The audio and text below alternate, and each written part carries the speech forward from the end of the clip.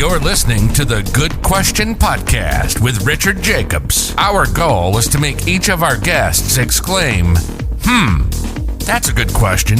I don't know the answer.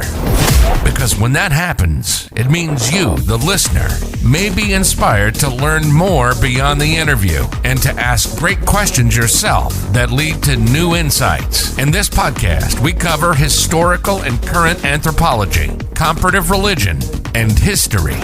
Welcome, and let's get started.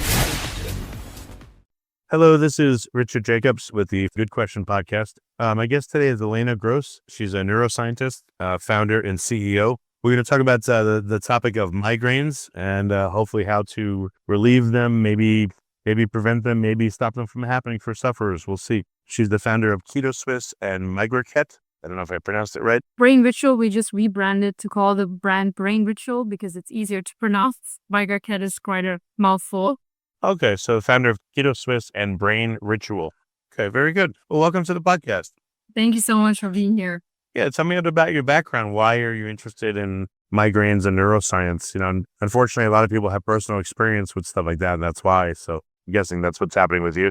Yeah, so everything I studied almost was due to me personally suffer from these severe headaches. So when I was around 14, I started getting these unilateral, so one-sided, very severe pulsating headaches with light started to hurt, noises hurt, smells hurt as well. So even like really sensitive to any kind of odor. And Smells hurt?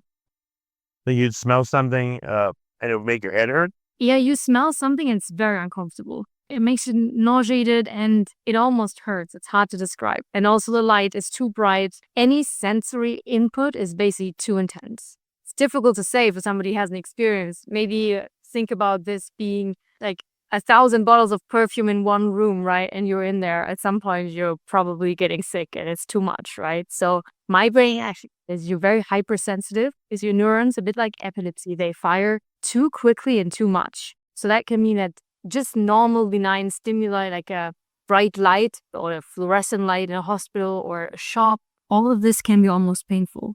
Like when I've been in the mall, you know, those fragrance stores, I run by them because they smell so strong, it makes me sick. Yes, exactly that. And then if you have migraine, that can even trigger the headache after, right? So like these fragrances, and we can get into that because the fragrances actually, it's a very interesting thing, but I'm getting ahead of myself. But I just want to add that anything that goes through your nose, in your nose, the blood-brain barrier that is usually protecting you quite well from toxins is broken. Otherwise, you wouldn't smell. So for you to smell, molecules actually have to get very close to the neurons. So you can fire an extra potential and smell something. But that also means that there's a loophole. So toxins that make it through the air can go directly to your brain.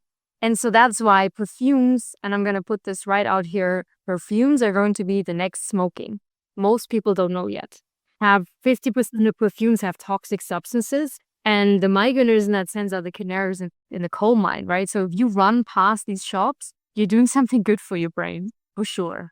Really? So some of the chemicals in a perfume have negative health impacts. So people that wear perfume are around it, it makes them sick over time? Yes. And that, well, potentially. There's always an interaction between your environment and your genetics, right? So if you are a super detoxer genetically, right, you might be able to get rid of that stuff before it accumulates in large quantities. But if you're not, and that's my case, right, if you cannot get rid of these toxins that make it into your brain and body as quickly as you gather more, then you're accumulating and then you will get sick. So as most of us don't know, it's better to be on the safe side than getting, I don't know, dementia or some kind of neurodegeneration later on in life. So I would definitely err on the safe side, and especially with children, you know, a lot of things like ADHD, you know, autism, all of these neuro diseases, even depression, all of these things is really increasing over the last couple of decades, right? And one of the things I strongly believe is that toxins are just more and more ubiquitous in these days, this world, right? So the last 50 or so years, we have introduced 80,000 new chemicals into the world. And We don't know the effects of them. for example, you don't exactly know what they do, right? And they're out there. And then in the US, at least, the principle is, right, you first can start selling it in usually, right? And only once you have gathered enough data that it's doing harm, then you have to stop selling that. And the big problem is perfumes aren't even regulated. Foods are regulated, but perfumes are not. Odors are not. And in this day and age, we expect everything to kind of last for 24 hours. Your deodorant, your washing up liquid, your detergent, all these smells are supposed to linger around for a very long time, which means they need to be attached to more molecules that can make it into the brain. And that's like a whole topic in and of itself that we could probably talk about for 30 to 40 minutes and fill a whole podcast. But yeah, just since you asked, I wanted to say be careful on, and that's one of the pillars. One thing we'll talk about migraine, but that's good for general brain health. So a lot of things I talk about from a more personal migraine perspective actually turns out to be pretty good for the brain in general. And that's one of the pillars is definitely also about toxins and oxidative stress. So watching out for toxins in the air, in the water, in the food, and so on. But yeah, maybe keeping my background quote since we're already getting into the good stuff. I started to have these odd migraine headaches. Nobody could diagnose it for at least a year. So that's odd because it's so common. And then I thought, oh, wow, there's 1 billion people in the world that have migraine. So it's 1 in 7. Surely we know what it is and what to do about it, right? There should have been so much research on that topic, but that couldn't be further from the truth. Nobody could really tell me. And I spent 2 decades literally going from specialist to specialist. I tried all the things on the drug side of things, like anti-epileptic drugs and so on, terrible side effects, to alternative things like, acupuncture and Chinese herbal medicine and whatever. But nothing really made me better. So I started studying psychology. And when I was halfway through my degree, I was chronic migraine, meaning 20 days of migraine a month, completely in pain, almost all the time, overeating medication. I was on anti-epileptic drugs that were so strong that I forgot the name of my best friend over coffee. And I nearly burned down the college dorm in Oxford, actually. I put on potatoes, they have a lot of water. So it's incredible. And then I completely forgot that I wanted to have lunch and I went for a run. And I came back and there was smoke everywhere. I almost, these potatoes were charcoal. And that was when I decided, this can't be how I have to live my life. I was afraid of failing every exam. I know Oxford is tough as it is, right? But if you're on a drug makes you demented, it was a horrible time. But at the end of my degree, I stumbled across something, and I think it must have been fate. Procrastinating from my second master's thesis, I stumbled across the oldest treatment for epilepsy. And that turns out to be a fasting mimicking diet. Because people found out 150 plus years ago that when you put epileptic patients on a fast, the seizures are reduced drastically. But you can't fast anyone forever, right? So that's when they try to imitate fasting in a diet. And today that concept has been a bit butchered sometimes, but it's generally known as a ketogenic diet because during fasting, the body produces ketone bodies as an alternative energy a source for the brain. Reading upon that mechanisms at the time, it all sounded so migraine relevant. So I was amazed. There was no info back then, really. So I tried like a lot of self-experiments. Finally, when my brain was in ketosis, it was like clouds lifting. I felt like a crystal clear Swiss mountain lake. I'm now living in Switzerland, right? So it was amazing, but it was hard to adhere to, and the rest of my body felt a bit sluggish and off. So long story short, I knew I wanted to do this in my Ph.D. Oxford said it's way too risky. So just finishing my bio, I did a master's in neuroscience in Oxford, and then I changed to actually Switzerland, Basel, in tiny Switzerland, out of all places. What do you mean it's too risky? They said it's too risky because there was no data at the time that this would work, right? So in Oxford, you have to produce them. And they were like, oh, this is so new. There's no data. What if there's no results, right? Then you won't get a PhD or you need to do something else. Or so they said, no, you can't do this here. You need to do your neuroimaging on this certain drug, whatever, in migraine. That was planned. And that was a tough decision for me because I had a stipend there. But I turned it down, and I think it was the right decision for sure, because in tiny Basel, Switzerland, they said if you drop Oxford and come here, you can do it as a side project. And I did, and the data was promising. And in the end, I do have a PhD out of it. We did the first clinical trial in patients using exogenous ketone bodies in Basel, Switzerland. That resulted in a PhD, eventually the first patent.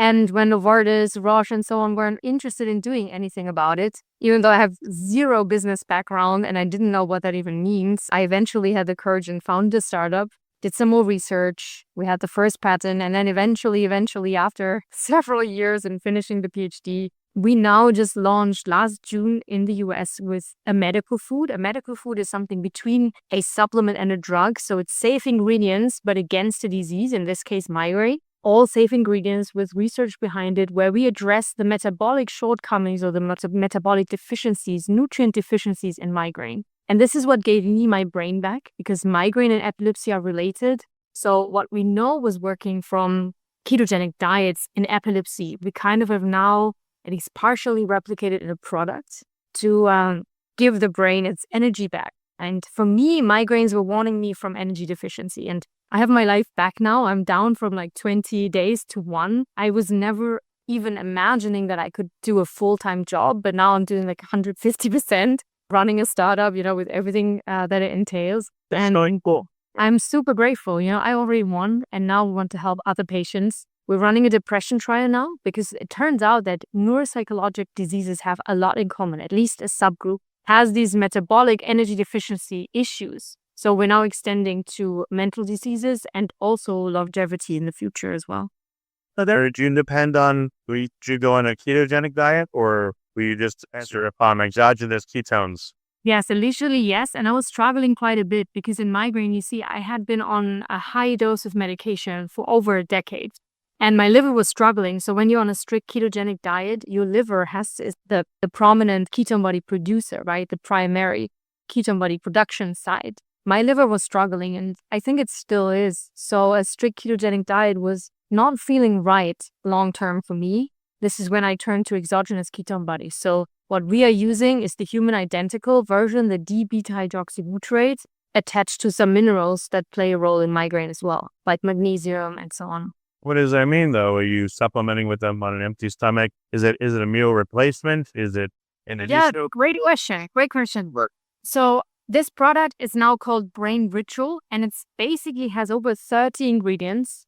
One of them is this beta-hydroxybutyrate that makes up about 50% of the formulation. But then we also have all the micronutrients, electrolytes, antioxidants, and all this other good stuff, trace minerals that our foods and soils can be deprived of, and that play a role in migraine, all in one sachet. So it's a sachet you dissolve in water. And now how you take it depends a bit on how strong your gastrointestinal tract is, right? So it's a lot of nutrients and minerals. So if you're sensitive, you shouldn't be drinking it on an empty stomach because that will probably cause diarrhea. But then you would take it with or after food. If you have a strong stomach and after some like ramping up and getting used to it, you can also take it on an empty stomach fasting.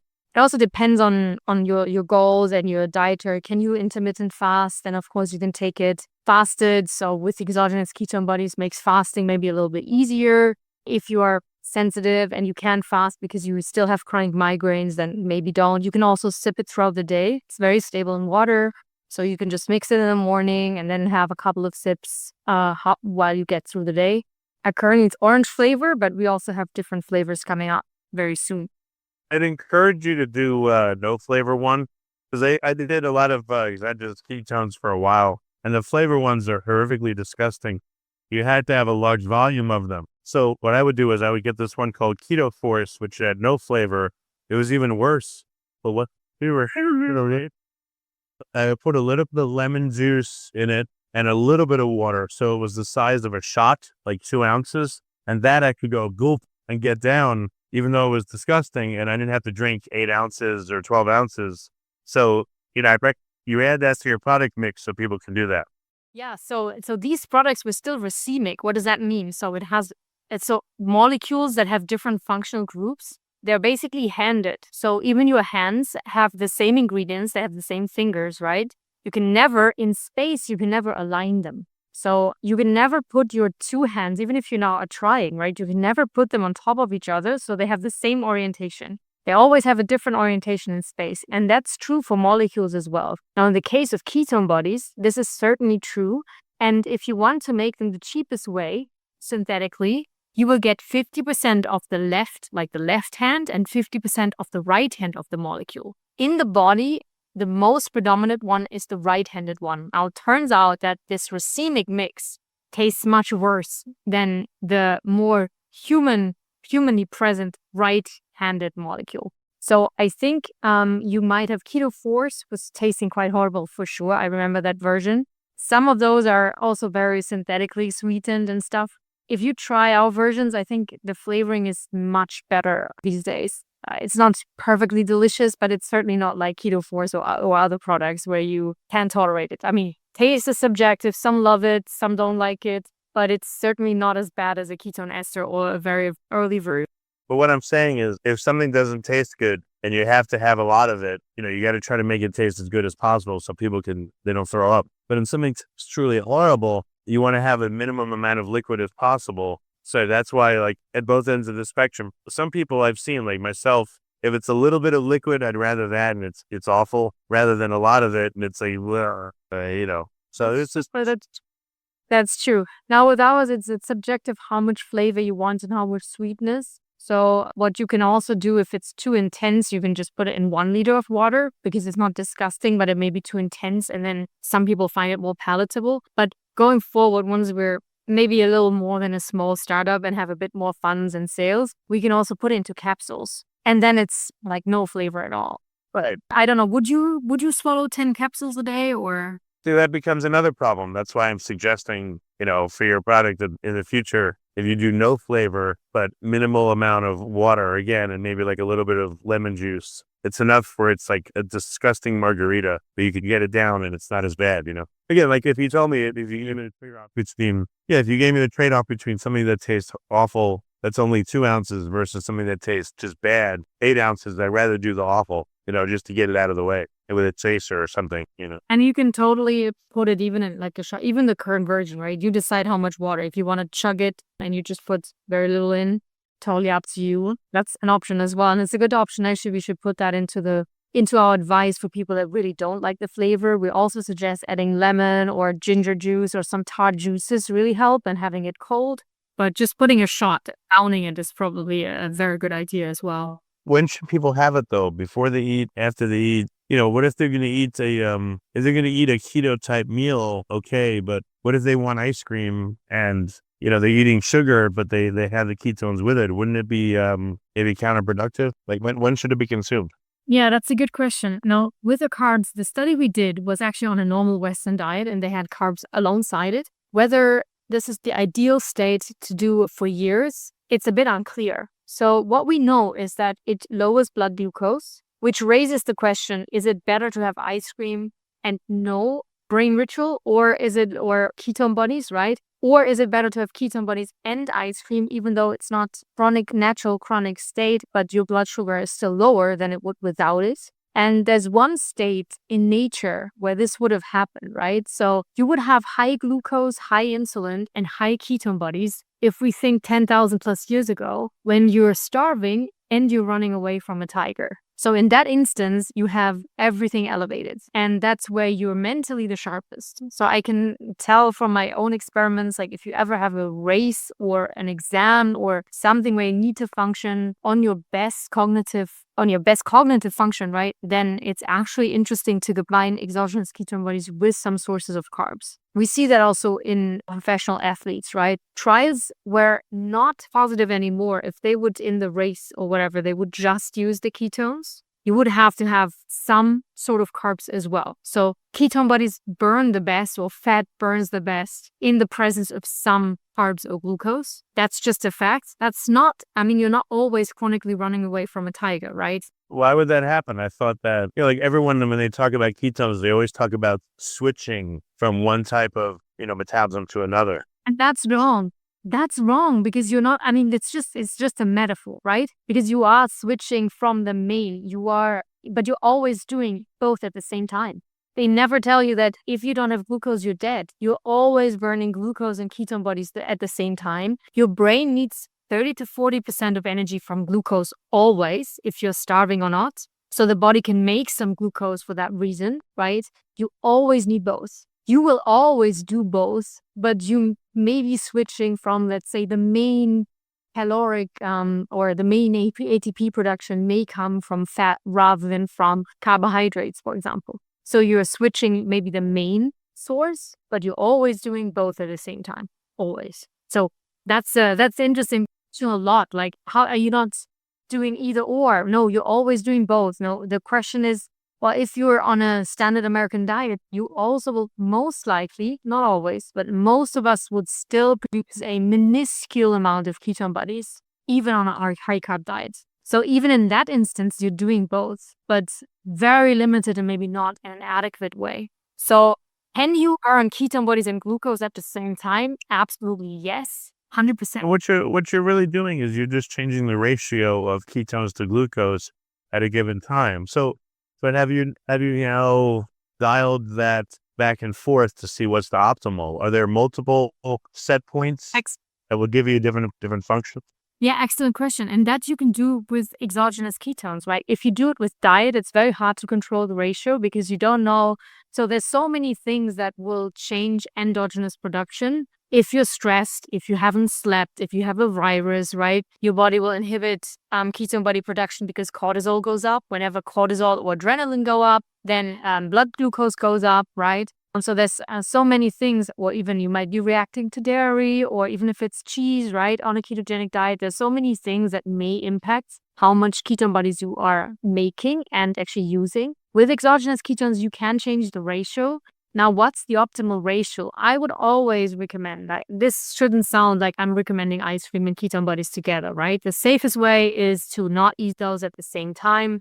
I always recommend a low glycemic index, whole foods diet, right? Eat real food whenever you can. Now, I'm not against that sweet potato or those fruit, or if you can tolerate it, right? Everyone's slightly different. So whatever's best for you, but certainly whole foods. Now, with ketone bodies, I think it depends. Like, if you are a perfect carbohydrate burner and you've genetically adapted to live on whole food carbs, and that's fine, maybe you don't get any benefit of a surplus of ketones at all, right? So your ratio is maybe 95% carbs and 5% ketone bodies. And your body does fine with that. I mean, that's wrong because you will still get some energy from fatty acids. So let's ignore that, right? Just in terms of that ratio. That's oversimplified. I just want to say that some nerds that are listening to the Genius podcast might call me out otherwise. But then it depends, like, how much does your brain and your cells actually, how much have they adapted to glucose metabolism? And if you have problems with glucose transport, or maybe fighting the oxidative stress that's produced when you burn glucose, or glucose absorption, maybe with insulin resistance, right? There's so many different pathways where glucose metabolism could be suboptimal. And this can be genetically or acquired. And then you want to, that energy deficiency that results, you might want to replace with ketone bodies. Now, for some persons, say a mild migraine patient, very infrequent migraines, that might be 7%. For a severe dementia patient that has type 3 diabetes in the brain, insulin resistance, that number might go up to 60% that we need to replace, So I think it's going to be a very, very big continuum depending on genetics and environment of a given person. And maybe someday we'll get there that a person can tweak how much of exogenous ketones they're taking instead of the glucose for the brain. So ideally, these should be taken right before a meal or right after a meal? Like any difference post-prandial or pre-prandial? Yeah, so absorption is fine either way. It depends on how robust your GI tract is. Because there's a lot of nutrients and ketone bodies and minerals, they also have a light laxative effect. So if you're very sensitive, don't take it before meal because then you'll get diarrhea. Then just take it after meal or sip it throughout the day. If you have a robust stomach, you're used to nutrients, or you've titrated in, if you adapted to these ingredients, then you can also take it fasted in the morning, no problem. So I can take it whenever it doesn't mess me up. But the good news is that absorption is really good, irrespective of whether you take it before or after a meal. Doesn't matter. So you can really. You said it brought down your migraines, and I know that we could talk about cancer later, but at least for migraines, did you notice that it worked either way, or what was the protocol that worked for you? Yeah. So to be honest, for me, I was very quickly, maybe at the beginning, but I was very quickly adapting to the nutrient load. So I was not religiously taking it either before or after. I tried to take some in the morning and afternoon, but I wouldn't religiously follow it like always before or after. Sometimes I would put it in my bottle and take it to work, or take it to uni. And then I'd have half of it before and half of it after breakfast. Sometimes I'm at home at weekends, right? I would maybe sip it throughout the morning, or I would chug it before I leave, right? It didn't matter, but I would have to do it in a sense religiously, that for me personally, for 2.5 years, I had to be in some degree of ketosis every day. Otherwise, the migraine came back full force. So I tried to stop and or go on a high carb diet and stop the exogenous ketone bodies and the micronutrients and so on. And the migraines came back like pretty quickly. Now, interestingly, after 2.5 years, I do no longer need to take it. Even though I'm on like a low GI, I eat carbs. I occasionally take it to fill up my reserves, to retain metabolic flexibility, so my body still knows what ketone bodies are. And if I'm like stressed or if I need to perform better or just because I know it's good for me, I still take it, but nowhere religiously. Just what was important for me is that I really needed to take it every day, ideally twice a day, to keep the migraines at bay in my case, or to support my brain energy. Now that you have this product, though, what feedback are you getting from users of it? What seems to be the ideal protocol for people? Are there multiple or just one? Yeah, so the answer is it really depends. Now, it was designed to be taken twice a day, morning and afternoon.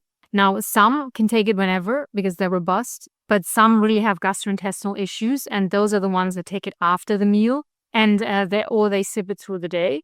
And we have some that are either so gastrointestinal sensitive that only take one sachet, and they do okay. And we have some that are more like light frequency migraineurs that also only take it once a day, or they take one sachet, half in the morning, half in the afternoon. What seems to be very common, is that you need to ramp it up. So we recommend that you do 3 days with just half a sachet. Then you do 2 halves, morning and afternoon, for another 3 to 4 days. Then you do 1.5. And then when you're fine, then you go to the full 2 sachets. So that's something that's also not important for everyone, but important for quite a few people, to give your body a chance to get used to everything. Because you have to remember, most Western people today, the last time they've had ketone bodies in their system is when they were born, and maybe during the time they were breastfed, if they were breastfed.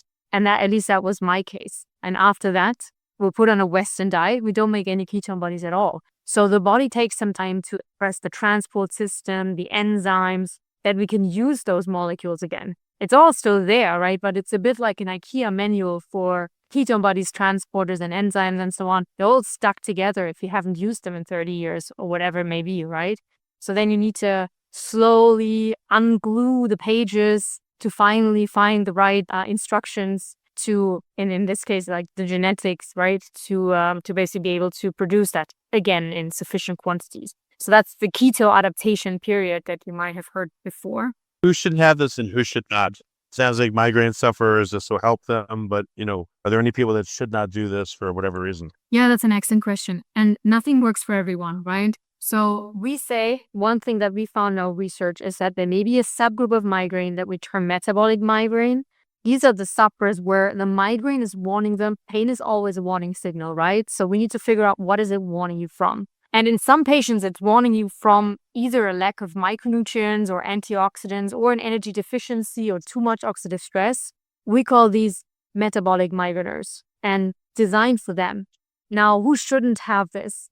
Basically, and this metabolic migraineurs is what the product is designed for, where a root cause of their migraine is suboptimal energy metabolism, or nutrient deficiency, right? Or electrolyte deficiency, not enough energy in the brain, too much oxidative stress. These are the people that are responders. Now, from our research, this is around 30 to 40% of migraine patients. So not everyone, but then even for the ones where this is not a core problem, it's just good for you ingredients, right? So you basically do something good for yourself or your brain in any case. But if your migraines are mainly hormonal, so they appear just before your period only, right, and nowhere else, you might be better off seeing a bioidentical hormone specialist, for example. Now, who shouldn't take this product? If you have uncontrolled type 1 diabetes and you're often in very high ketosis due to not having any insulin, this isn't a good idea. If you have any inborn metabolism diseases, inborn disorders of fat metabolism, for example, not for you either, but that you would know. That's very rare. And if you have severe kidney failure, also not for you because of all the minerals in there. So those are the main contraindications. And then ideally, a medical food is ideally taken under medical supervision. So I don't know what drugs people are on. Sometimes for thyroid, you have to take it away 30 minutes from thyroid medication. so you don't inhibit the absorption. So if you're on medication or you have any other Oh, really? difficulties, it's always better, no matter, even with like supplement, right? It's always better to talk to your doctor if you make any drastic changes or introduce anything that could have an interaction with any of your diseases or your medications that you're taking. What about the liver? So I guess you're saying most people's livers are not used to making ketones at all. What happens when you start taking this stuff? Does it, I don't know, does it even further suppress ketone production because the body says we're getting it exogenously, we don't need to make it? Or what happens? That's a great question. So, well, firstly, the ingredients in Brain Ritual are designed in such a way that they're human identical and ready to go. So your liver does not need to do much. A lot of supplements or products with nutrients have cheap and inactive versions of minerals, vitamins, electrolytes, and so on. So your liver still needs to do some work. We try to avoid that. So your liver should be in the clear. Now, is there a negative feedback loop like with hormones? There is, yes, but you have to get to a really high level. So you have to go to above 5 millimole in the blood for your body to turn on insulin secretion, and insulin then inhibits endogenous ketone body production. Now, with our products, single dose, you get to around 1, right? So on average, right? And this is also, it varies a lot on how much you absorb it and how quickly you get into your cells and so on. But let's say on average 1 millimole, that means nowhere close to inhibiting your own production. Yeah, it's not easy to get above like 1.5 millimoles with diet or with even the exogenous ketones. Like you got to take a lot. Exactly. And by the time you take so much, you will throw up and you get so much diarrhea, I mean, it's almost impossible to overdose. I'm not going to suggest anyone try this, right? So please don't. But yeah, it's very hard to kill yourself with exogenous ketone bodies. It's easier to do that with ibuprofen, to be honest. And so I think that these are quite safe. They have a mechanism of controlling. But say if you have an uncontrolled type 1 diabetes, right, where you're not making insulin, and your insulin pump is broken, and you're already endogenously at 6, 7 or whatever, don't want to put another millimole on top of that. That's why we say if your type 1 diabetes is not under control, maybe don't do it. Yeah. So what do people experience, once they take it in their first few minutes, maybe the first half hour? So on average, what we found is that it takes about 2 to 3 weeks for migraineurs, for the average migraineur to feel a difference. This is the time you need to build up, as we said, like all these genetic changes, transport system. For people that have been in ketosis before or that have lactate present, right? So they already have the transporters and enzymes. They can already feel the first sachet, actually. So we had patients even take it acutely, which it wasn't designed for, that have been in ketosis via diet or otherwise, and they basically, the migraine was gone in like 2 hours. We've had those. We've had people with headache actually experience a very similar thing, or even with headaches during an infection where they reported a positive response. Now, these are anecdotal data, right? We want to say that. We've had people where it takes a bit longer, but we've had literally chronic migraine patients that have been migraine-free for 8 weeks in a row. We've had somebody with migraine and bipolar reporting that bipolar got better as well. We had a depressed person getting off all of her antidepressant medication. These are rare, right? These are just anecdotes of people that are writing us, probably extreme cases. But we also had one diabetic patient that was able to go off all her diabetes medications, probably because of the blood sugar lowering effect and maybe improvements of metabolism. So these are just some side effects that we see, or some anecdotal data on people that have something else than migraine, but it is formulated for migraine, and that's the only indication that we are selling it for yet. But I know it's hard because each indication needs separate clinical trials. So like depression versus migraine versus, what about cancer? From ketogenic diet has been spoken about for cancer. Do you think that this may have a positive impact on it? Yeah, so cancer is always hard to comment on. So when you are on traditional cancer medications, one thing that happens is you're increasing oxidative stress, for sure. So you want to kill the cancer, but you also kind of want to keep your healthy cells alive. So this can be an issue. Now, MigraCat, or Brain Ritual, as the product's called now, has a lot of micronutrients in there that can definitely probably help the healthy cells battle with this oxidative stress and give them extra nutrients. But I'm not sure. It may also potentially fuel the cancer a bit. On the other hand, so this is kind of this is somewhere where you have to be, the risk benefit is it's always hard with cancer. But on the other side, you have blood sugar lowering. Most cancers, that's not all, but most cancers cannot metabolize ketone bodies. So you have an alternative energy for your healthy cells while you reduce the glucose that the cancers are primarily relying on. So in that sense, exogenous ketone bodies I know have been used quite successfully, but not as a single solution. This is more as support, right? To lower blood sugar further, to get ketone body levels up higher, to help with the side effects of maybe radiation or chemotherapy. And it's depending on the cancer. You have to say that's for sure. And you do want to with cancer. It's not like with these neuropsychiatric diseases, it's in part an energy deficiency that we're treating, right? So I don't think everybody has to be on a very strict ketogenic diet. Now with cancer, we are treating a surplus of energy. So the cancer cell, it need to be, I know starvation is a bit simple, but they need to be, we need to deprive them of glucose. So in cancer, you absolutely need to be on a low carb ketogenic diet. When you have exogenous ketones or ketones in general, well, exogenous, how does it become competitive with glucose uptake? And if so, how? There must be a way to do it, again, before or after the meal, or I don't know. There must be some way to do it where it'd be more competitive than otherwise. There is a competition when it comes to what is burned first, right? In the gut and elsewhere, they have different transport systems. But there is absolutely a hierarchy of what is burned first, right? And then whatever you have access is put into fat stores. So interestingly, there is research to suggest that ketone bodies are in the brain the preferred energy source. So the brain will preferentially burn the ketone bodies first and then more of the glucose. I mean, there's always some parallel, right? But it seems like ketone bodies are preferred for brain and potentially for the heart. Now, in terms of uptake in the gut, it's a good question. I think there's mostly the uptake is different transport system. So you can probably take them up together. But what ketone bodies do, and this is why they're so potent here, is they seem to inhibit gluconeogenesis in the liver. Gluconeogenesis is when we make new glucose, right? So it's turning off our own glucose production, which then lowers glucose levels, even though the same amount is coming in from the outside. So this is good, but if you still eat high amount of carbs, it won't be good enough for the cancer because the cancer will ferment foods. So they will ferment carbohydrates and they will ferment or glucose and they will ferment glutamine as well. What does that mean? A healthy cell makes most of the energy in the so-called mitochondria, which are the powerhouse of the cells, ancient bacteria, right? So there you shuttle your fatty acid, your ketone body or your glucose into that and then you make, if you're healthy, 36 ATPs out of that. There's an ancient way to also make energy, which is what cancer cells mostly do, and that's called glycolysis, which means we're just splitting up glucose inside of the cell, not the mitochondria, in the cytoplasm, and we have a net positive of around 4 ATP.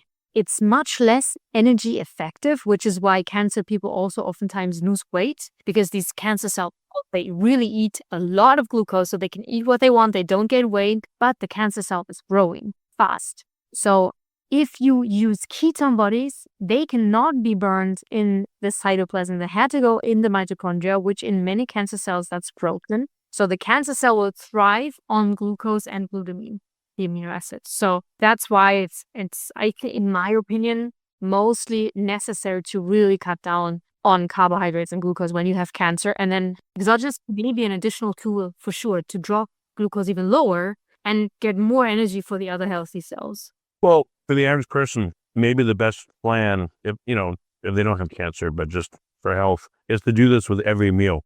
Have a little bit of the ketones with every meal. So when the carbs are present, there's also the ketones present. What's your thought on that protocol? Or have it between meals, right? So that you are lowering blood glucose and you have a period where you are basically more ketotic, and then you have a period where you're relying on carbs more. So you keep that metabolic flexibility. You have some states where you're burning more carbohydrates and you have some states where you have a degree of ketosis, which I think if you're healthy enough, that's what we were like 10,000 years back, right? we would have enough micronutrients because the water was still mineral waters, the spring water. You would have all the right nutrients still in your plants and in your fruit, vegetables, whatever. It was a different world. And you would naturally have times where you have fruit and roots and whatever available.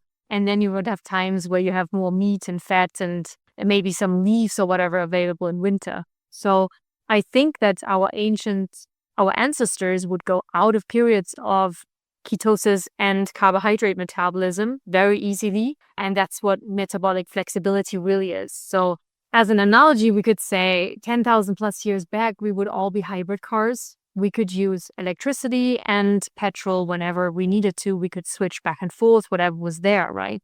Today, we're all electric cars. We're all relying on glucose only. We need to find a plug every 2-3 hours. We can't store energy very well, and we're super inflexible. And that's, I think, what needs to be changed. We need to bring, in general, I think most, not all people, some are doing perfectly well with glucose metabolism mainly. But I think most of us, or many of us, should bring back at least some periods of where ketone bodies are present. And this can be done with intermittent fasting. You do this 16-8, maybe have some ketones there, or you could have some ketones in between meals if you're healthy, right? Or you could have some low carb. Some people do a low carb breakfast, right? You have your eggs and bacon, and then you only introduce carbs in the evening or at lunchtime. Or you have a couple of days a week where you have less carbs so that you gain this metabolic flexibility back. For those that are pretty broken, it's really hard to do that. So that's where the crutch brain ritual comes in, right? Or exogenous ketones in general, because you need to relearn everything. I wasn't, even when I was fasting, I wasn't getting in ketosis forever because my body didn't remember how to make any of this stuff.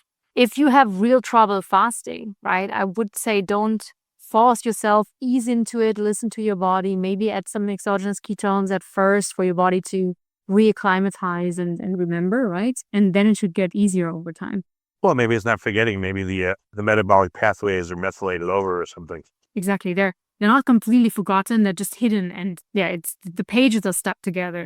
Something you might want to look at is get a baseline microbiome on somebody and then have them take this for a while. Because you said 2 weeks for some people to get acclimatized. It could be that what's happening is it takes 2 weeks for certain bacteria to appear in the gut because of the ketones, and maybe there's a short chain fatty acid or some metabolite they're producing that allows this to work. So you might want to look at what's happening to the microbiome as you've been on this for a while. Super interesting, because actually there's some research in epilepsy that suggests that the success of a ketogenic diet in epilepsy is to a very large extent dependent on changes on the microbiome.